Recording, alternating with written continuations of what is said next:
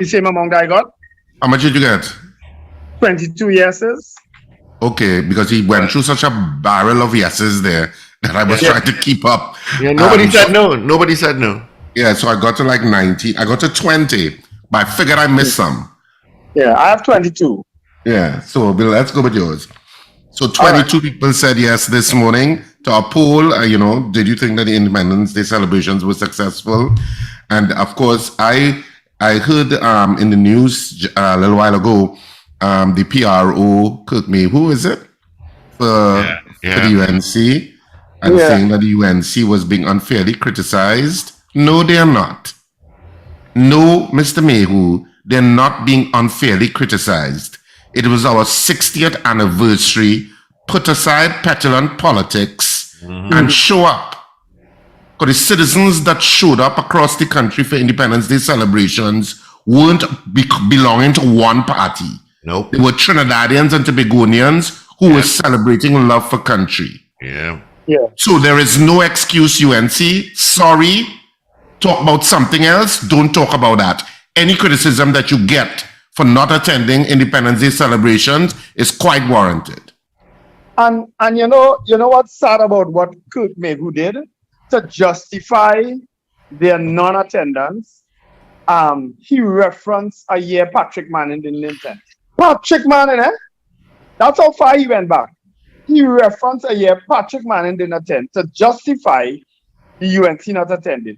But guess what? The UNC attended an Independence Day parade under the PNM, They attended but you know what gets me, Wendell, is that I'm not even getting into all of that, I'm getting into this. It was a milestone. It is a milestone. It's 60 years. Yeah. So it was a particular type of celebration. Right. And they could have showed up just, and as I said, you win more points when you include and show love for country than stand apart. Yeah. You win more points. So I think it was a miscalculation on whoever decides those things in the UNC. I think it was a miscalculation on their part in terms of doing that. I'm sure that some of their supporters would have been disappointed. I'm certain that some of their supporters would be disappointed. But guess what? They're going back and vote for Kamala and the bunch of them anyway. Well, I mean that's a prerogative. I'm not even getting into the politics of actual voting politics in it. I'm just getting into the thing of leadership and people who aspire to lead us and the optics that you present when it comes to patriotism and love of country. Whoever wants to vote either way, that's your business. I understand all that, Richard. But the UNC's leadership knows very well that when they do this nonsense and they do things that the general population may criticize them for, and even some of their supporters, they are still going to get the support that they require to win the seat. They know that. They understand that politics, Richard. They understand that what they're doing, all what they're doing about disrupting this country and making this country ungovernable and not supporting this and not supporting that. They know at the end of the day, they're not losing any support. They know that. They know that. As I say, it's more than that for me. It's not even about that. It's about the simplicity of love for country. Yeah. And setting aside the politics for a few hours, for a day, to say, let's celebrate us. Yeah. That's all. Yeah.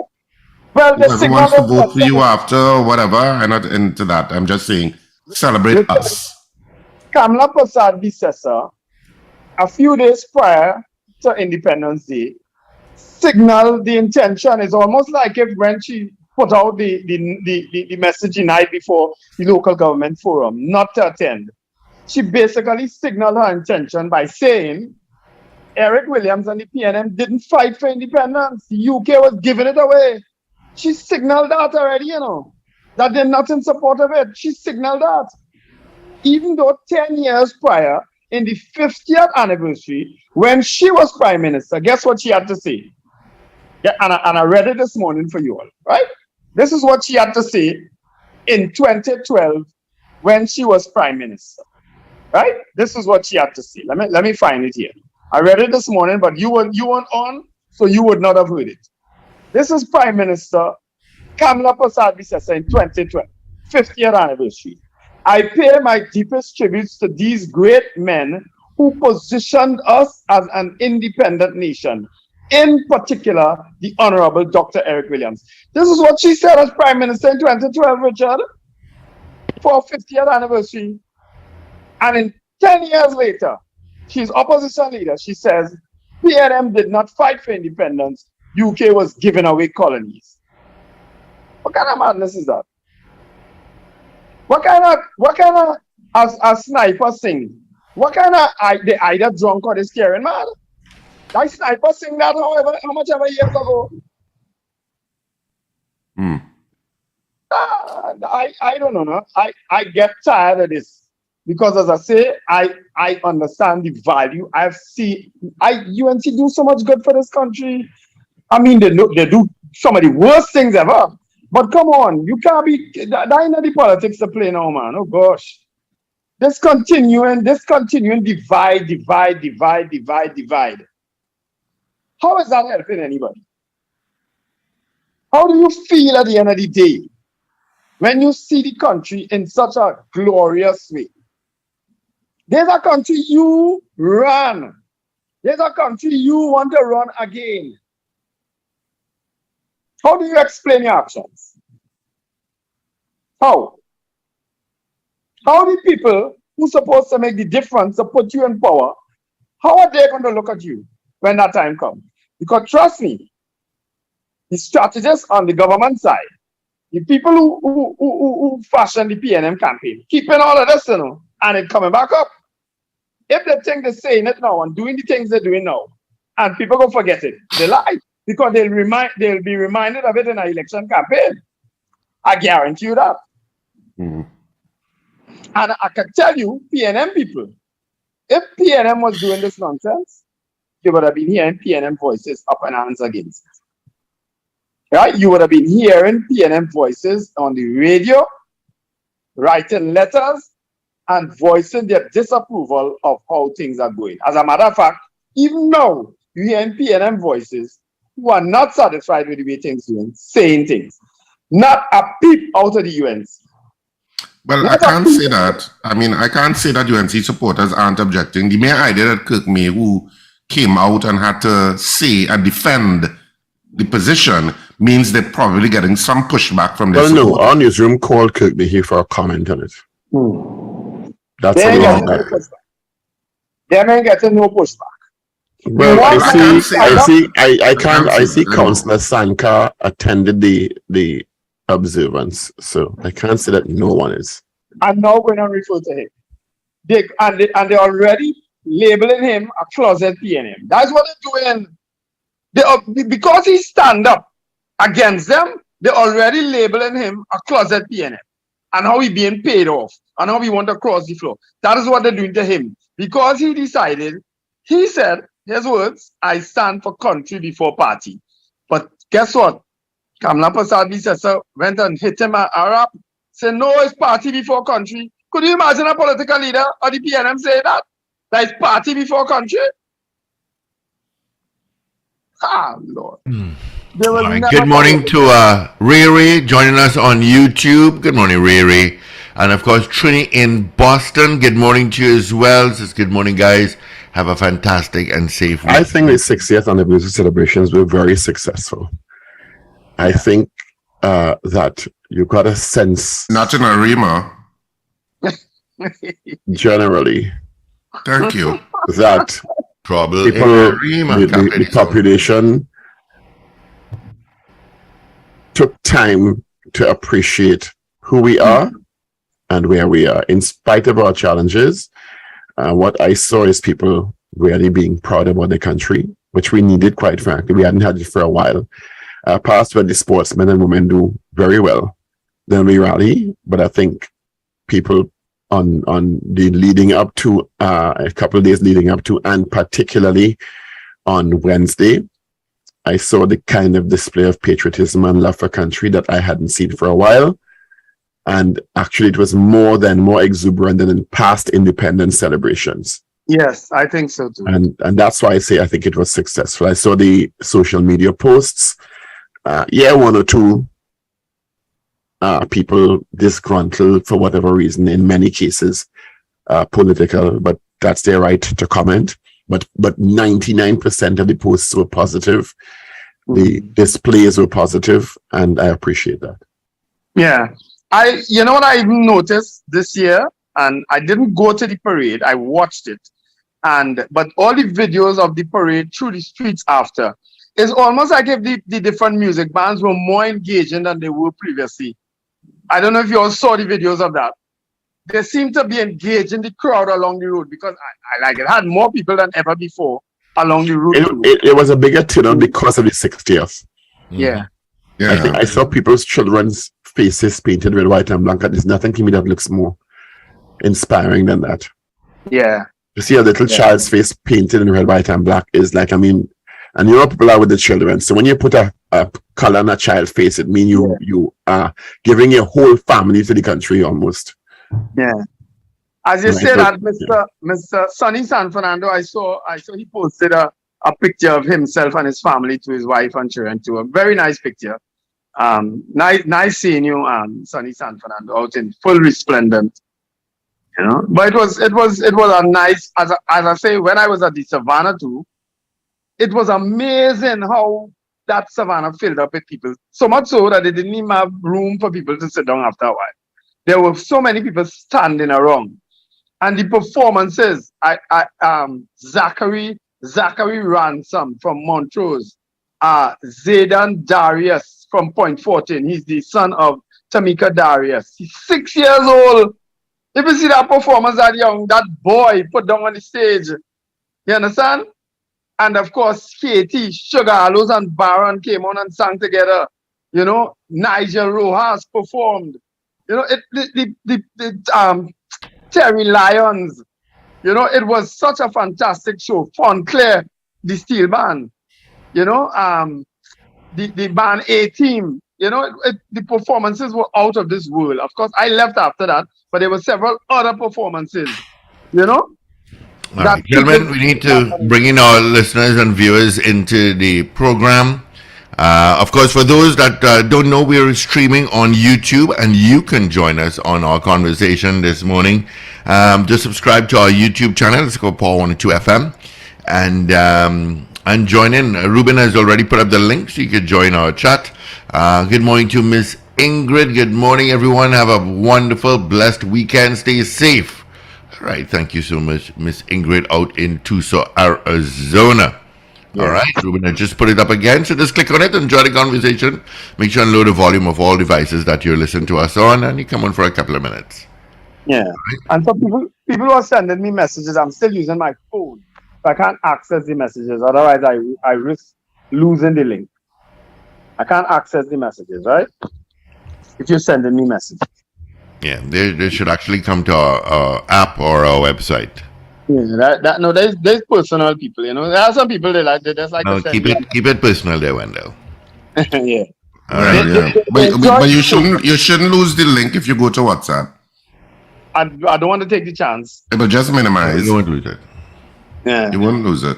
Wendell scared to try other things, you know, because he's lose things that in hand. So yes, you're very right. Playing with what in hand now, you know. Yeah, we go down he that do something road and again. whatever he have in hand jump out.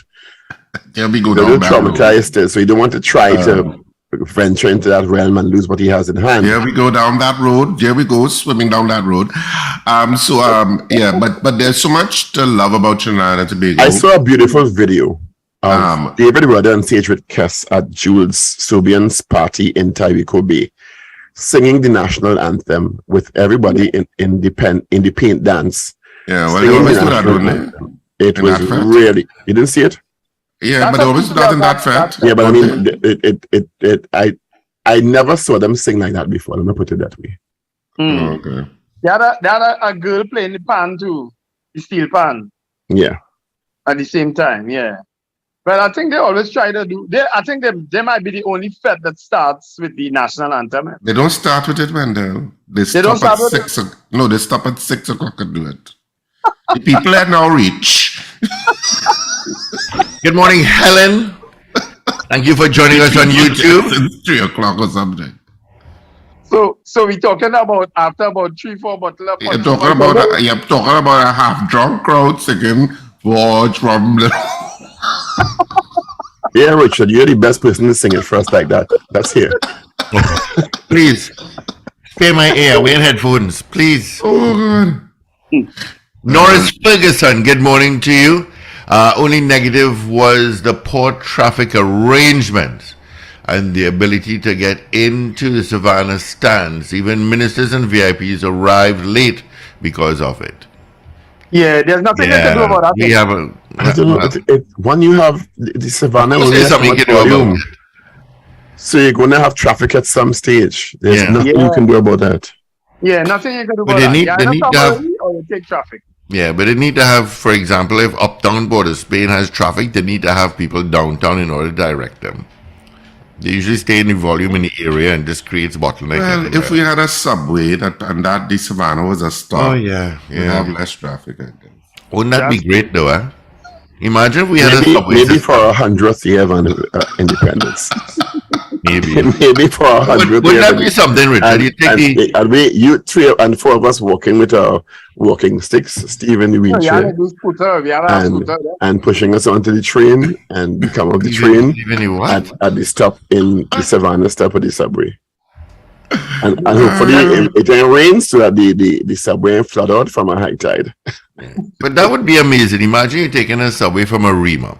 And you come to, so let's, you know, Yeah, all, say all it subway again. lines, Imagine the use the Union right word. Station. Imagine you're taking us away from where you Yeah. And you come to City Gate, which is like Union Station. And then you branch off another subway that is going to Maraval that stops by the Queen's Park, Savannah.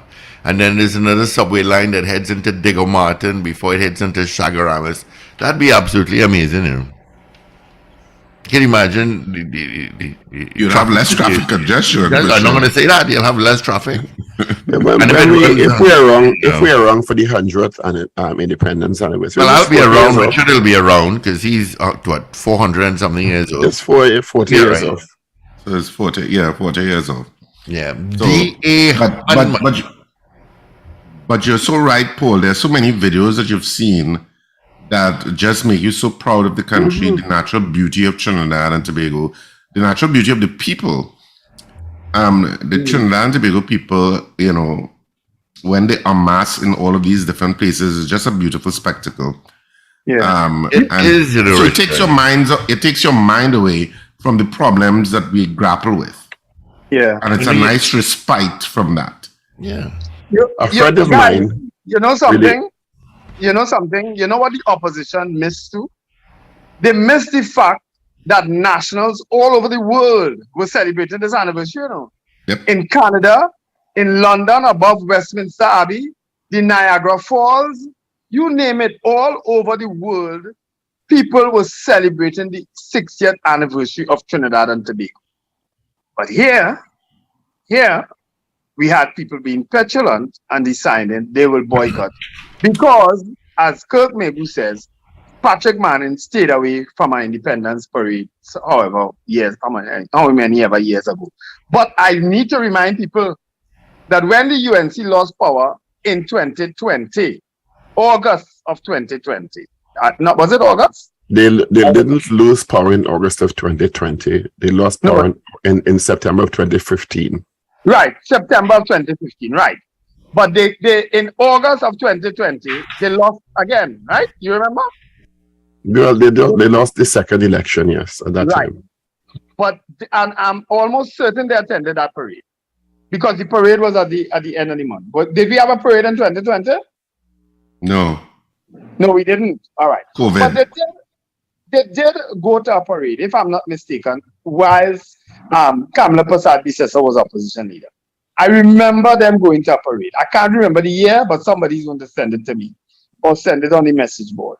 But they did go to a parade right after losing an election. It was either right after losing, it had to be because she was in opposition.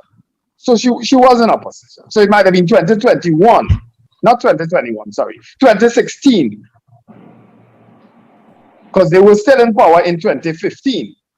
Because the first election was in September, not so, Paul, if I remember, in 2015? Right. September 2015. Right. So I believe it was 2016, because if you remember, at that time, they had challenged 5 of the seats, and they were convinced at that point in time that those seats would be reversed. And Kamla Prasad Visasa would be back in office. I don't forget these things, you know. They were convinced that 5 of those seats, Maruga, San Fernando West, I think Tunapuna, because the guy who had contested it, 5 of those seats, they were convinced that they would have been reversed. And they're convinced that it would have been reversed on the virtue of the EBC extending the election because of rain. Not so? So guess what? Dr. Rowley will be 100 years old and Prime Minister of this country still if they continue like that. He will be the first centenarian as a Prime Minister anyway in the Caribbean. Watch and see. That sounds like the rapid rail to me. I don't think Dr. Rowley wants to be 100 years old and Prime Minister. I don't get that impression. Richard, what does it mean that the DPP moves on Marlene and the ex-minister's case goes straight to the High Court? What does that mean? Say that again? The Newsday front page is DPP moves on Marlene, ex-minister's case goes straight to the High Court. What does that mean in legal terms? Exactly what it says, I guess, that it's going straight to the High Court. That's the case has been going on for a while. Mm-hmm. Yeah, but just goes into the wait list for the High Court. I can't assume that I don't see that it means it's going to be immediately heard. The DPP has no control over when a matter is heard. The judiciary has. The judiciary has control of that. So you could say that it goes to the High Court, but it's still it's a queue. It joins the queue. That's what that means.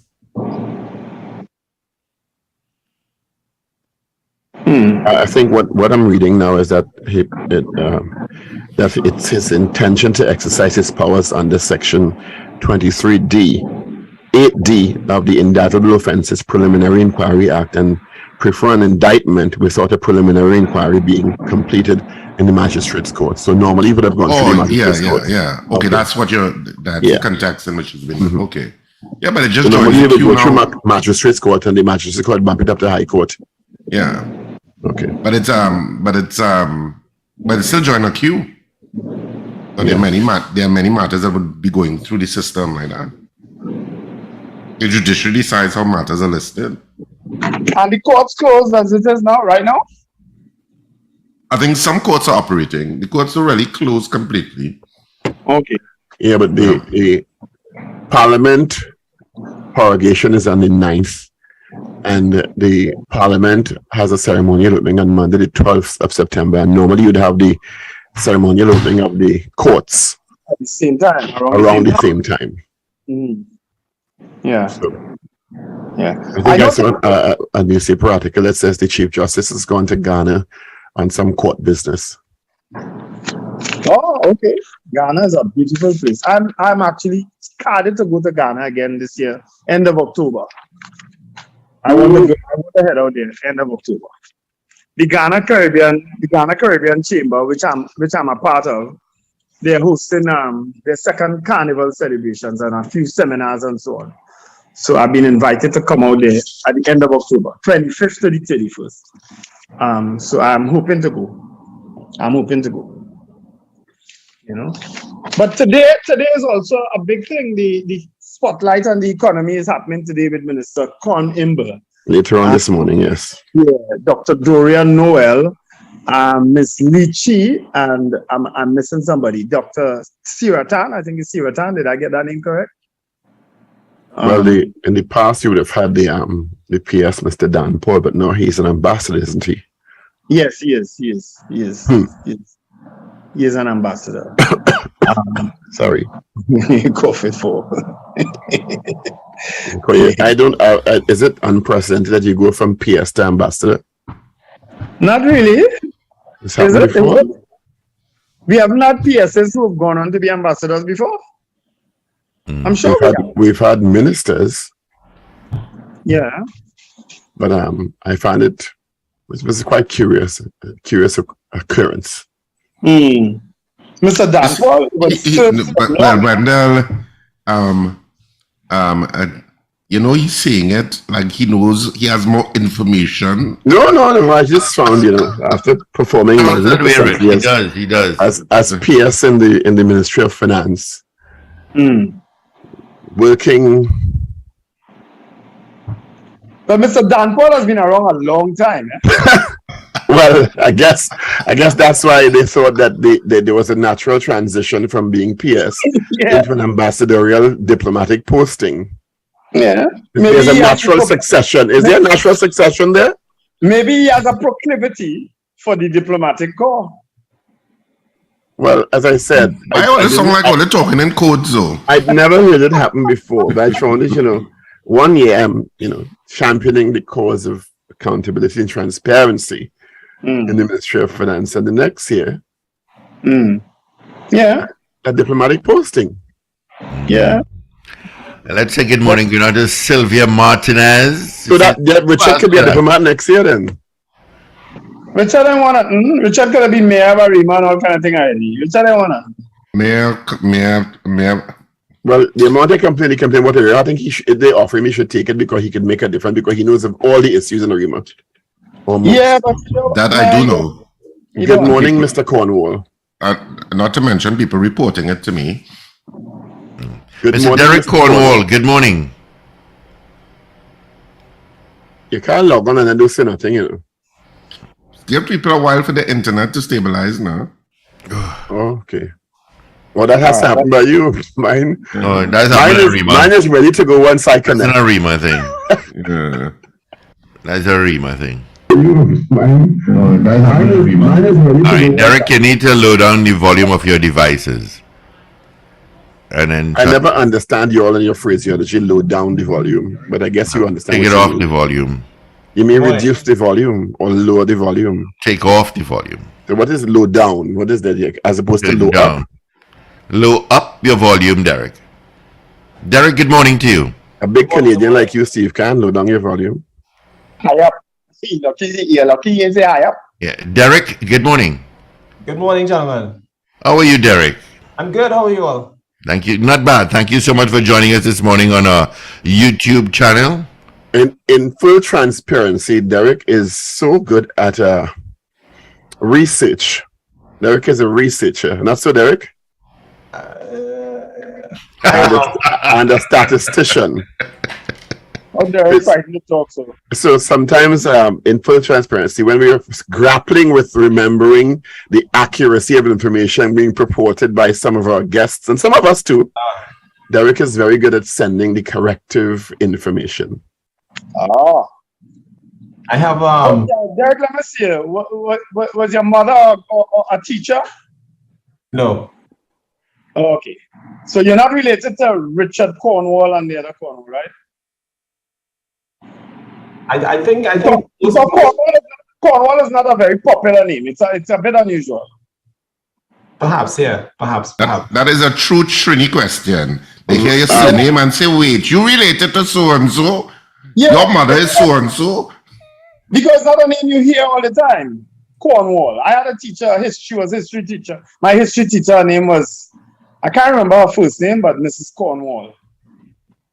Richard, has anyone ever told you she in the X-Men movie? What? Who, me? I mean Derek, sorry. Derek. Oh, As Professor Xavier. You said Richard, so I got confused. That's full head of hair. So Derek, what do you think of our 60th anniversary independence celebration? Do you think they were successful?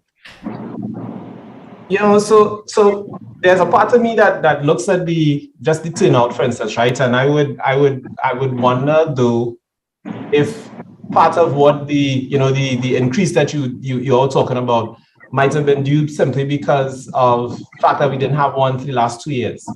Now that's just me and the way I think, right? You see the statistician kicking in there? He looks at the other variables. He might be wrong on that. But what I would say though is that personally, it doesn't bother me that the UNC, Kamala Prasad-Bissetsa, and all of her it doesn't surprise me, I should say, first of all, that they did not show up. And that they seem to have had like a lackluster interest in these celebrations. And I gather that, there are some people that take this, they're reacting strongly to this, because love of country and, this is an important celebration. But from my perspective, they have not been showing up for the last 7 years in the things that matter most. And for me, that's like, when you look at like maybe what's going on in Parliament, the parliamentary debates, people come in prepared. You look at the committees the various committees that are joint select committees, and they need to contribute. I think that to me is really more important, because that's your job as an opposition. And I think that I have lots of friends that are not happy with the way the opposition is conducting themselves. And I think when you contrast our experience even to a country like Jamaica, who the Prime Minister was here, and you listen the way that they focus on building that brand Jamaica. The Prime Minister of Jamaica had a session with their local diaspora, I think in Holy Name. And I listened to part of it. And, it really struck me as something that was, just that focus on brand Jamaica and the focus on building camaraderie among their diaspora. And I would look to the current administration and I say, Dr. Rowley and PNM. And I would ask myself, what are they doing to build that kind of camaraderie? Because it's easy to say, these people never show up and not surprising and stuff like that. But somebody has to step across the aisle consistently. You have to be the big man in the thing and say, listen, right? We could put our hurts and our grievances, because that's what sometimes it seems to me like, that there's a lot of personal hurts. People said things, and people taking it on and that kind of thing. But somebody has to step across and step beyond that consistently in order to build, because we can't move forward as a country without, without unity, without working together. Strange enough, exactly what you're saying, Derek, and I'm happy that you're saying it. We would have brought this up on the Power Breakfast show some months ago, that somebody needs to, as you say, step across and bridge that gap. We don't see it happening amongst the two leaders. But what we need to understand is that the dynamic in Jamaica and Trinidad Tobago is very different. Mm-hmm. Jamaica may have a class divide and not a race divide, and I don't know which one is more difficult to transcend. Clearly, the race divide is. Do we also not have I think we have a race divide and a class divide, because oftentimes you hear people say in response to many things, particularly crime, this 1%, and it comes like as an automatic retort. The 1% is doing this and the 1% is doing that, and and the big fish and this and I think that people tend to focus a lot more on what divides us than what brings us together, and that's all I'm saying. We need to focus. Well, I think that those suppositions come in the face of an absence of evidence and convictions in that regard. And I'm not saying that should be laid at the feet of the group that is called the 1%, because I hate that term. I really despise that term, because it is not a positive term for a group of people, and so using it over and over, I think is just as bad as using, in some instances, the N word and the C word, because it is not a word born of positivity. You understand? But the absence of convictions, wherever they may lie, with whomever they may lie, in terms of white collar crime, is the reason that people invent conspiracy theories and suppositions about where the responsibility should lie. But Derek, if you had to give advice to the current opposition, because you said earlier on that you're not surprised at their actions, especially how they have operated over the 7 years. If you had to give them advice as they stand now, what would you tell them? Get a new leader. Sorry?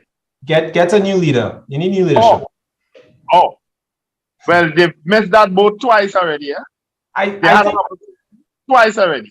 Yeah, I think what I'm seeing is actually... Why do you say the news person me kicks in here? Why do you say get a new leader? Because you just said it and you can't just say it just so. Yeah, no, I agree. I would say that new leadership is required because there's a lot of dissatisfaction amongst their ranks with the leadership. And I think and there's a lot of satisfaction within the ranks. What tends to happen though, I think, or what could be happening is that, you know, the people that are more satisfied are the ones that are more vocal. And I think that could explain what you're seeing, essentially. You know, you have something like 100 and something thousand members of the UNC who would go out and, well, more than that, who would go out and vote, etc. But just like in the United States, you know, the people that support Trump, for instance, are a very small minority of the political establishment across there. But because they are motivated to go out is that accurate? Mr. Trump got how many 100,000 votes? I think he means the hardcore supporters. Mr. Trump is What the able. vocal ones. He support his base. The power that he has is in, as I see it, in the primaries. The people that are able to, that are willing to go out and vote in these non-national elections, right? So in the same way in the UNC, for instance, you'd have, you know, maybe 13,000 people coming out to support, you know, one slate or whatever it is. Those are the people that I'm talking about. You know, the diehards, if you will. And until you find that the majority of the rest of the party comes out and puts down their support and speaks in a way that, you know, will send a message to the leadership, I think you that needs to happen essentially. I think that is an underestimation of how much Mr. Trump has, and I'm using the word very guardedly, hijacked the Republican Party in the absence of a formidable other Republican lead personality. So are you I think Mr. Trump has very successfully eviscerated any of the other leaders, the potential leaders in the Republican Party, because they're afraid of his media savvy and his ability to cut them down while they start to rise. And he's very, very good at that. So Paul, are you suggesting that is what also happened in the UNC? That I am not sure that the UNC core is unhappy with Mrs. Pasal-Bissessar. I am not sure that is an accurate statement. I am not sure that there's another personality in the UNC that can amass the kind of favor that Mrs. Pasal-Bissessar currently has and is able to muster around election time. I don't see another personality having that sort of impact in the UNC right now. I don't see where. If you could tell me who that is right now, I'd be very happy. But I don't see any other populist personality in the UNC having the kind of favor that Mrs. Pasal-Bissessar has in UNC right now. And is it because she has eviscerated her opponents also? Possibly, quite possibly, and that's politics. Yeah, and that's politics. No, just to be clear, right? While I see possible successors in the PNM, I don't see the same in the UNC. What was Derek saying there?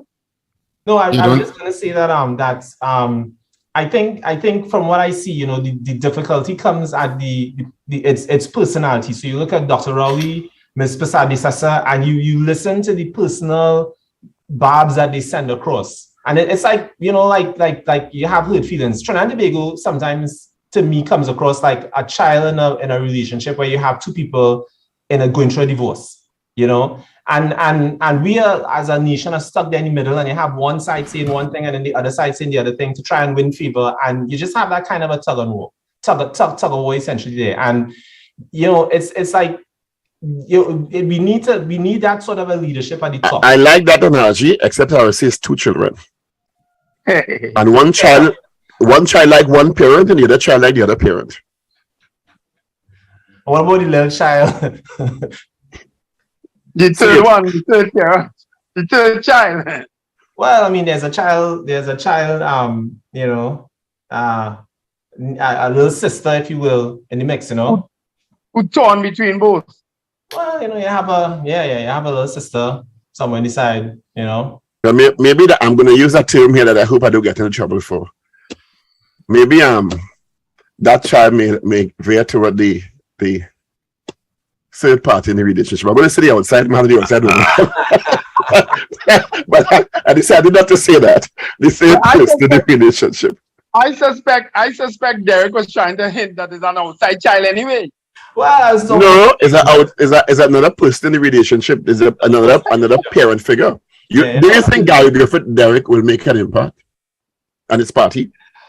So, you know, I think Gary Griffith and a lot of third parties like themselves, you know, they look at what Gary Griffith, I think, doesn't, what they don't understand, I think, is the fact that, parties are decided, like elections, I think, are decided by your ground game on the, you need to be organized as a party.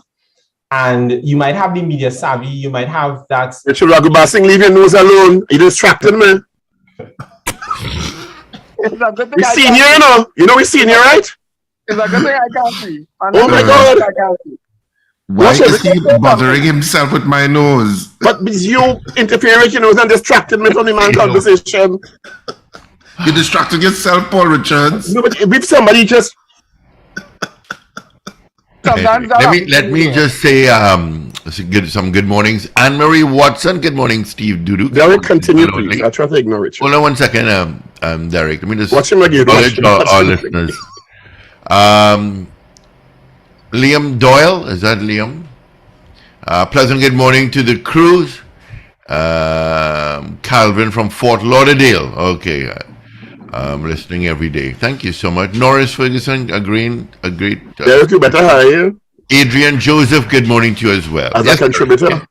Yes, Derek, quickly before we wrap up this morning. So what I would say basically is that when you consider that Watson Duke, for instance, 4 years ago, 5 years ago, he was leading protest actions, he was leading call to actions and activities in Tobago by himself, right? He was largely doing a lot of his work by himself. He tried to swim from Tobago to Trinidad.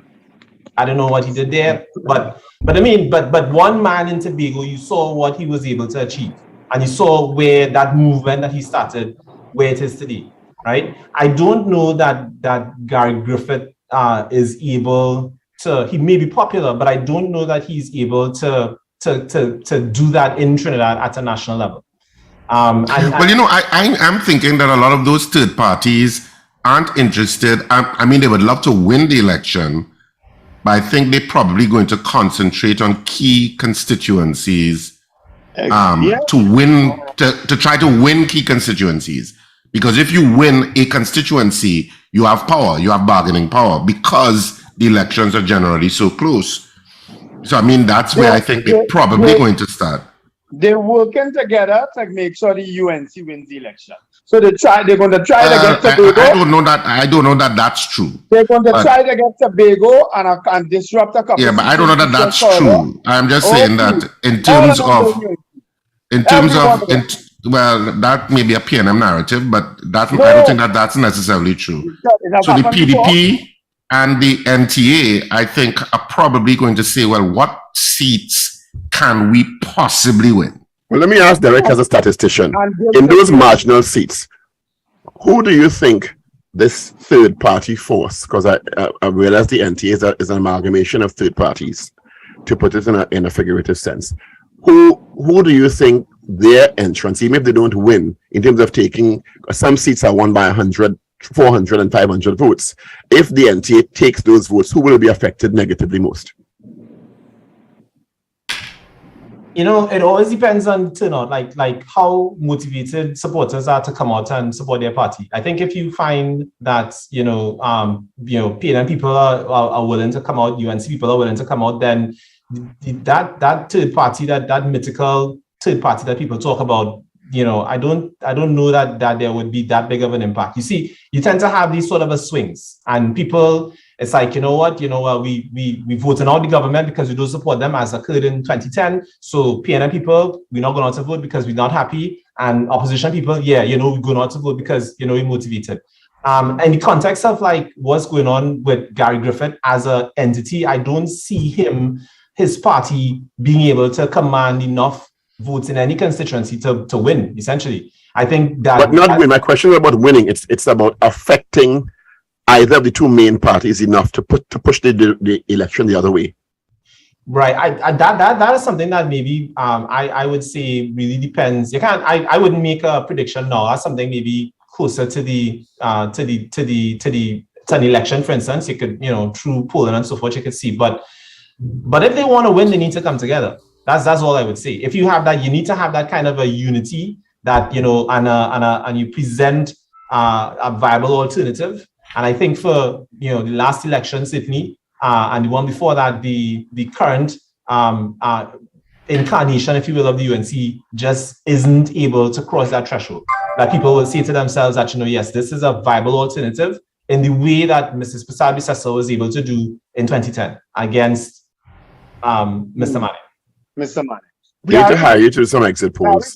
No, I don't. Gentlemen, this is where we have to wrap it up this morning. And Thanks, Derek. on Appreciate it. Thank you, Derek. All the best to you. Have a great day. Yeah. Thank you. And be safe. Of course, Derek joined us via Zoom link, and this is where we say adios for our folks on YouTube. Of course, you can join us on our app or mobile device or whatever device you have. All right, let's get into our 8 o'clock news brief. EV is in, all powered by Champlain Auto. This is your news bulletin